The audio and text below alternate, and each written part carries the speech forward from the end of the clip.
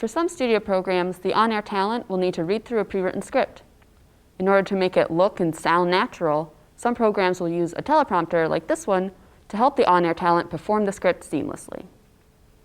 To do this properly, the person running the teleprompter must be in sync with the on-air talent, adjusting the speed of the text scroll to make sure they don't sound or look foolish.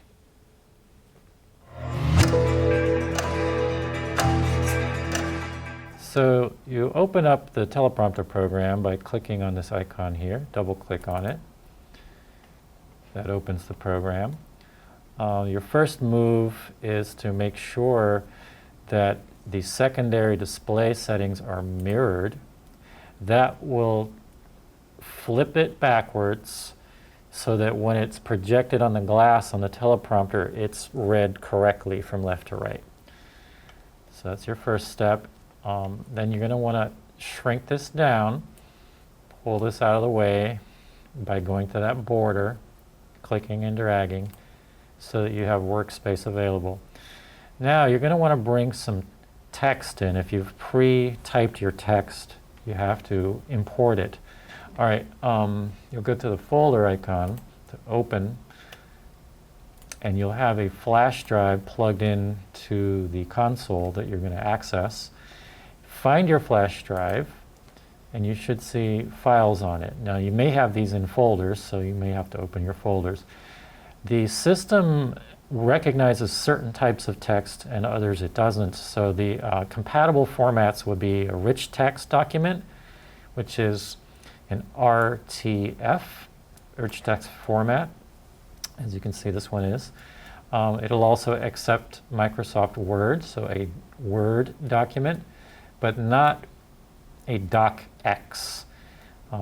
So it'll take rich text files, Word, and also just simple text files, .txt. So let's say I want to go with the rich text format. I will just double click on the particular script I want. And it has brought it in, however, it's black lettering, and so you can't see it because it's black against black. So the first step here would be to select all of the text. Some people do it by clicking and dragging. You can see that there's something there, something exists here. But the better, more efficient way would be to do Control and A on your keyboard, and that selects everything. Then you're going to want to change its color. And so we go up to the font icon, we click that, and here you choose what kind of font you want and what kind of color. And so a simple, solid-looking font is best. You don't want something all, intricate that's going to be hard for your talent to read. You need something very basic and simple. So one that I found that's kind of safe is Arial, and even a little bit beefier one is Arial Rounded. And I would start with a fairly, not the largest size necessarily. Start with a smaller size, like 48. If you make it really big, then it's going to be flowing off the screen. It's going to be hard to edit it and format it properly. So start with a reasonable size, and then you're going to change the color from black to the preferable one is lime. The preferred color is lime because lime is the easiest to read for some reason. So once you've chosen these things, just hit OK, and you'll be able to see your script. And so then you can kind of make sure things are spelled right and so on. And then you can start to decide how to format it, because you don't want script to go all the way border to border. It's going to go by maybe too fast, and it makes also a lot of movement from the talent. Their eyes are going to have to move left and right too much, and that becomes too noticeable, and it's obvious that they're reading from a teleprompter. So you want to keep your teleprompter text more limited to the center area. But let's assume I went through this and I spell checked and so on. I know that the text is correct. Well, now I can size it up again. So I'm going to hold Control A, select all my text, go back to my font choosing icon, and I'm going to choose a bigger font. The biggest one that's being listed here is 72. And hit OK. It then becomes a lot bigger, and you can scroll. There's a scrolling icon on the right here. You can click that or grab the little bar and scroll up and down. And so you're going to want to, like I say, just limit each line to maybe 3 or 4 words. And so you can just put your cursor to where you want to put a return and hit enter, and it'll do that. It'll move that down. And so you're gonna want to space this out so that the talent can easily follow it. So I'm just going in, and this is a first attempt because when you do it, you usually end up changing it anyway. But I'm going to be scrolling down through this text to make sure that there's not too much text on any one line. And when I think it's reasonable, I can then move to the next step. So first, one thing I like to do is to select all this text and then center it. There's a center icon here. So I'm going to click on that. It centers the text. And then I think I'm ready to give it a shot. No, actually I'm not. Look at how some of these lines, I missed a lot of here. So I'm going to have to do a little more work. So as you can see, it's an active role. The teleprompter operator isn't just hitting a button and letting it move. No, you've got work to do. You've got to check your script. You've got to spell check it. You've got to line it up so that it's not too bunched together. That's all before you even start to roll. So a lot to do. And every time I do something, it has an effect on what else is happening here. So I have to go back and double check it. All right, I think it's just about there. I'm going to give this a shot. So I'm ready, and so when I'm ready to roll for the talent, there's a symbol here. It looks like a little arrow, a little lightning bolt.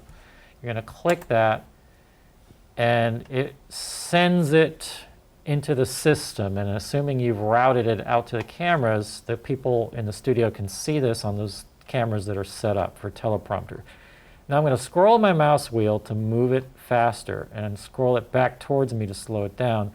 If I want to stop it, I'll just adjust that wheel until it stops. And so yeah, you'll be pacing it during the show. If I need to make changes and edit it, I hit the escape key. And actually that's also useful for when the system freezes from time to time and you need to, it won't be easy to reposition it. It won't be easy to cue it back to where you need it. Just hit escape. It takes you back out to the screen that allows you to edit the script, which, by the way, this screen does not project out to the talent. They're not going to see you editing the script. But anyway, let's assume you made your changes and you're ready to show it again. Just hit the lightning bolt again and move your mouse wheel, and there you go. And you are in business. You're up and running. Here in the studio, 3 out of the 4 cameras on the floor can actually have the teleprompter hooked up. So to hook up the teleprompter, you just need to have a basic extension cord, and you're going to hook it up right here on the camera. And to do that, I'm first going to make a safety knot. So you make a safety knot just to make sure, say if you need to move the camera, or maybe somebody's walking by and hits the cable, you want to make sure that it doesn't pull the teleprompter cord out. Now before you make your safety knot and before you hook up your teleprompter, make sure your camera's more or less in the position that it's going to stay. All right, so first I'm going to make a loop around the wheel and then just do a simple single knot. And now I can just plug it right in to the teleprompter. And that's it.